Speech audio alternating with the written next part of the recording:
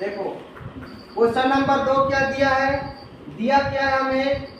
Question mark, फिर 13, फिर question mark, फिर 3। आप देखना A1, A2, A3, A4। मुझे क्या दिया है? A2 का मान दिया है और A4 का। ठीक है ना? हमें निकालना क्या है? A1 निकालना है और A3। आप देखना मैं इसको हल करूंगा ना। A2 कैसे बनता है?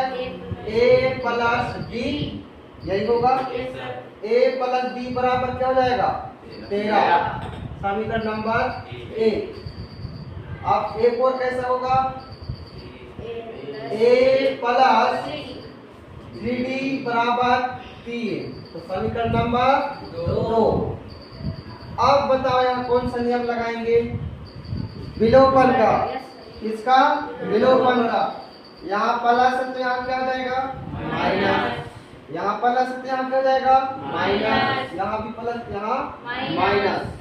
आप देखो दोनों आपस में क्या दिख रहे हैं? इसको क्या करते हैं? काट देते हैं। आप बताओ 3D में 1D घटाएंगे कितना बचेगा? 2D। लेकिन किसका? माइनस का। ठीक है ना? आप बताओ 13 में अगर मैं 3 घटाऊंगा तो क्या बचेगा? 10। ठीक है?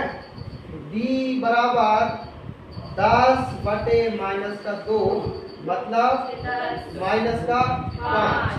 तो D का मान क्या मिला? माइनस का 5। अब हमें निकालना क्या है? A1 निकालना है। ठीक है ना? तो अब आप क्या लिख सकते हो? D का मान समीकरण 1 में या 2 में रखने पर, तो मैं D का मान किस में रखूंगा? समीकरण 1 में। तो D का मान समीकरण 1 में रखने पर, ठीक है ना? तो समीकरण 1 हमारे पास क्या है?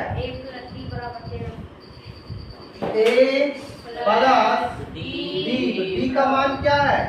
माइनस का 5। उसके बाद बराबर 13।